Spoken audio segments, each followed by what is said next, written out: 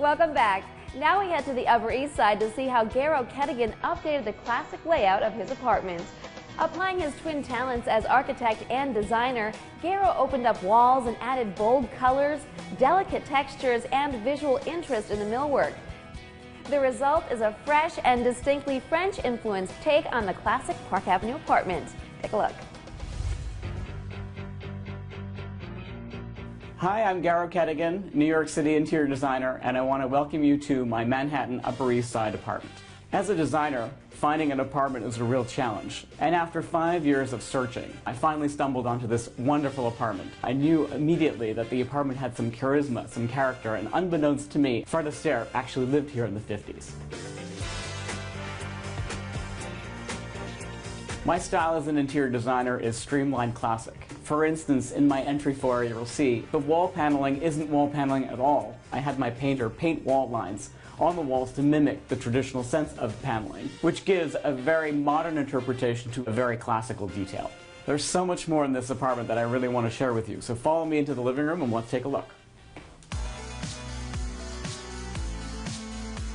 The living room was actually quite a big challenge. Although it looks great today, you wouldn't believe the state that I found it in when I first bought the apartment. Although I love symmetry and the French doors being centered on the overhead ceiling beams, there were some significant design challenges. So the solution for me was to create two seating groupings. One more intimate, sort of organized around the fireplace, and another, a floating seating grouping sort of in the center of the room. For the wall color, I was actually inspired by a classic townhouse in Sutton Place, the perfect hue of brown paper bag with a little gilded accent.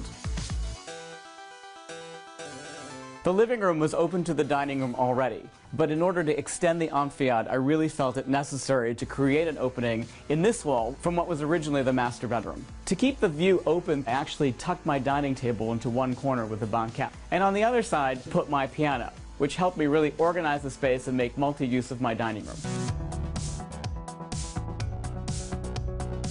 Oftentimes, the idea of a library can be very stuffy. I wanted to bring a modern personality to the space. In order to do this, I picked a very vibrant blue color and I painted in a very high gloss paint. One of my big pet peeves are rooms that are totally oriented and focused around a television. So in this space, I actually hid the TV behind these books, which are cut in half, and put on bifolding doors.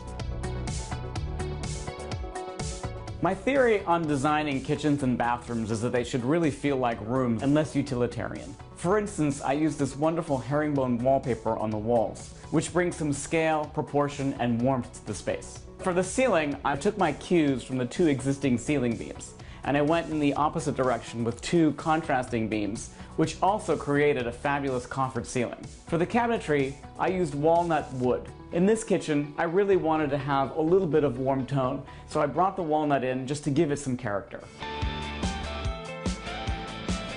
For the master bedroom, I really wanted to create a world away from the world of New York City.